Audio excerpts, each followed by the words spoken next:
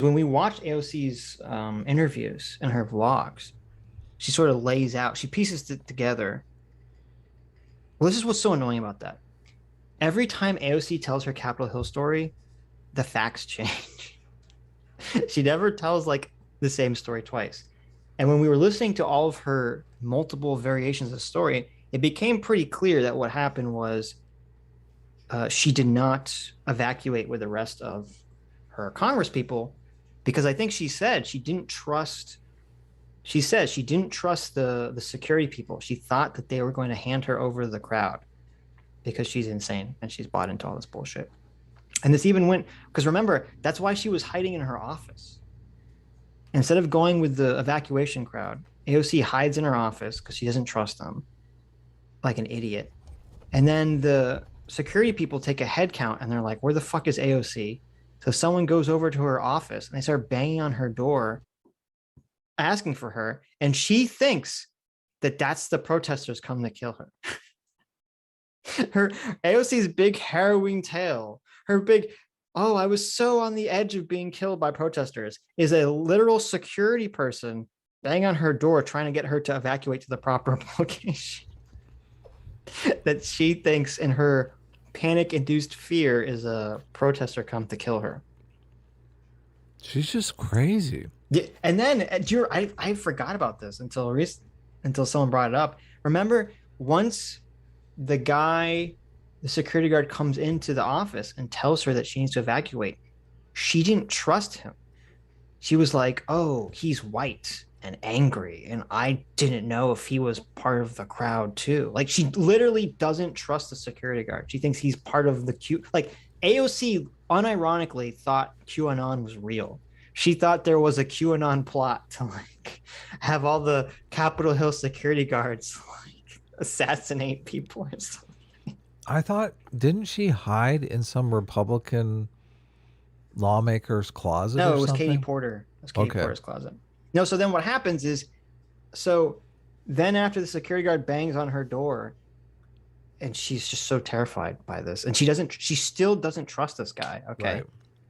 Okay, apparently she doesn't go to wherever the fuck the guy told her to go, because like a lot of the Capitol Hill buildings are connected via underground tunnels, and he tells her wherever she's supposed to go, where everyone else went, and she doesn't go there. So she ends up getting lost or just randomly deciding to go to a different building that she wasn't supposed to go to.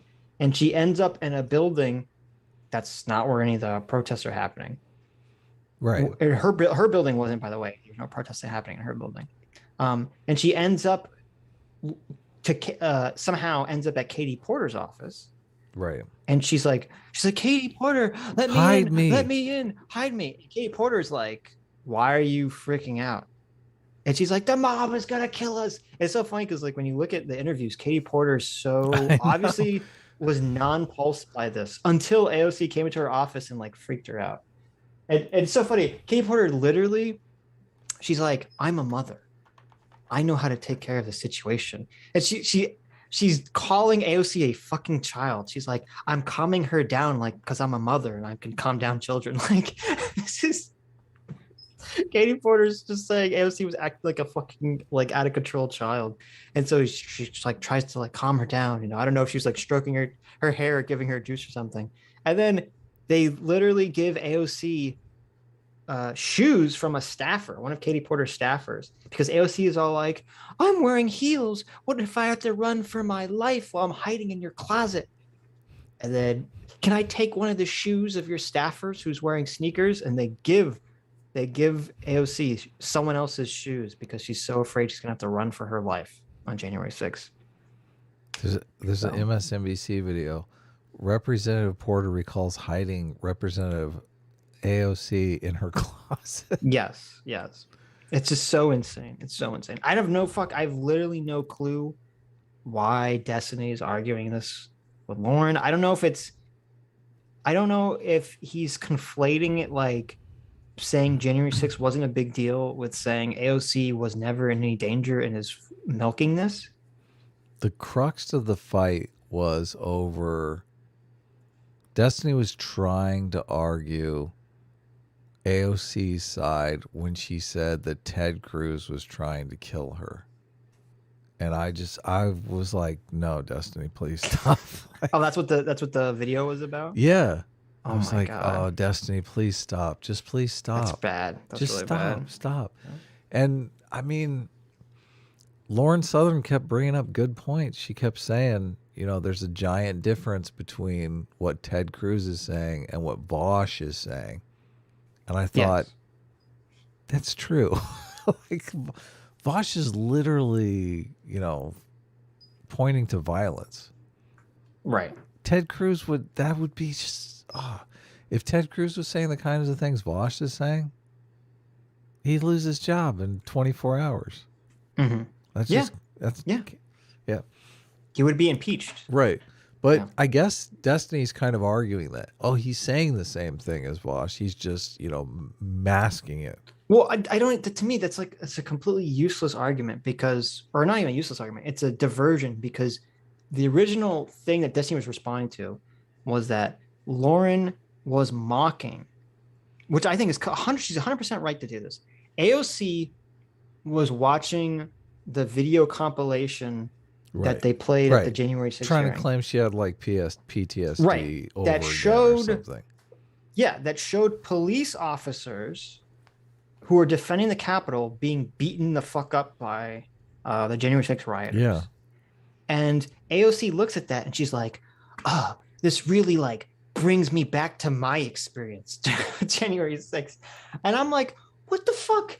The problem here, and Lauren retweeted this because this is exactly her point. The problem is AOC is trying to like place herself like she was on the fucking front lines defending the Capitol. To me, it's despicable and it's disgusting that AOC, who was nowhere near any of the violence, was not attacked by fucking anyone, whose closest encounter was a security guard trying to tell her where to go. Okay, that's the closest her encounter was with some rioter. Right. Is a security guard telling her where to go.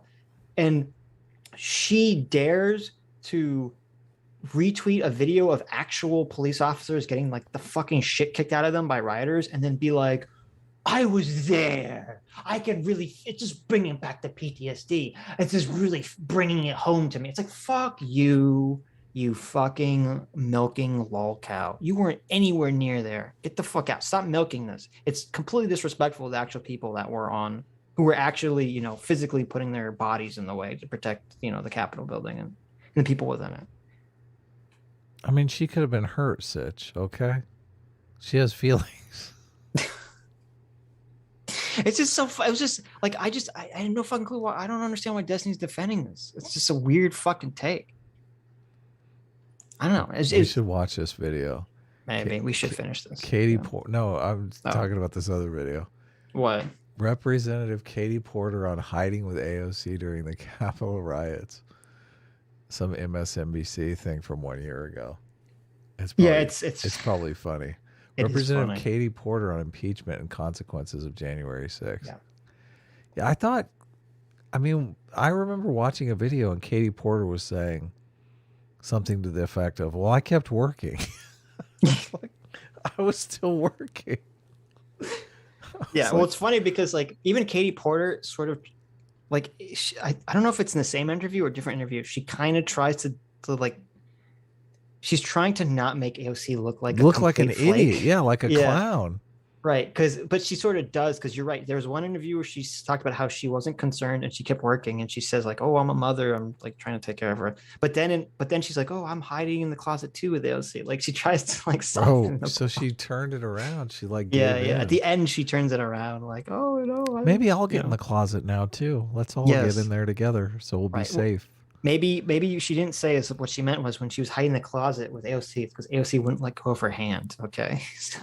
Katie Porter recounts sheltering with AOC during the Capitol attack from 1 year ago. Sheltering. There's got to be, this is like a gold mine of, that was the thing.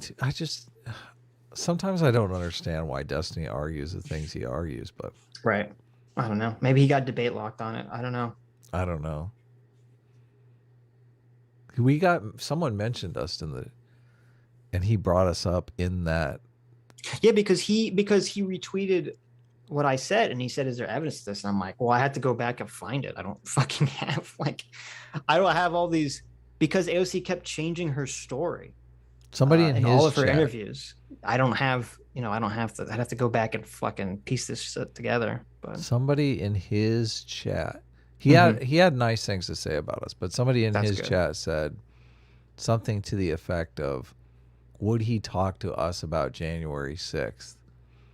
And he in kind of implied that we might have reversed TDS. And I messaged him. I was like, "No, you got this all wrong, bro. Like, neither one of us were. I mean, we covered January 6th. We Right. literally watched the entire tape of the guy that ends in Ashley Babbitt being killed. And Oh, that's right. Yeah, yeah, I yeah. mean, we said while we were watching it, we're like, Sitch and I both have been, we lived through the George Floyd riots of the summer and whatnot. And, as long as we've been doing this show, we've kind of had an eye on institutional decay. So, I mean, it's Right. something we're aware of. We We've have, been pretty consistently anti-riot. well, of course, anti-riot and anti-institutional decay. Like, we don't want Yeah. America to fall apart by any means Right. whatsoever. So, Right. but this is the thing when you're watching that tape, you can you're in the feeling of being there during the riot. And I'm under the impression, we've talked about this before on the show. A lot Hmm. of this stuff is LARPing until somebody does something that you can't LARP away from. It's like It's all LARPing till it's not. exactly, Yeah. exactly. Yeah. This is. Right. I mean, I never want it to go there, but in the Capitol riot situation, and it really bugs me when they try to cast this as an attempted coup, Hmm. because that's not how coups work, guy. Like, as soon as Ashley Babbitt is shot, the fight of the crowd is just immediately gone. Like, they're all raw, raw, raw. We're taking over the Capitol. But as soon as somebody starts firing real bullets, they're like, we got to get her to safety. We got to help. Oh my God. What's going on here? Like, they immediately realize we're LARPing. This is not Yeah. real. We're Yeah. fucking LARPers. Yeah. Right. Right. So, but it could have gone the other way.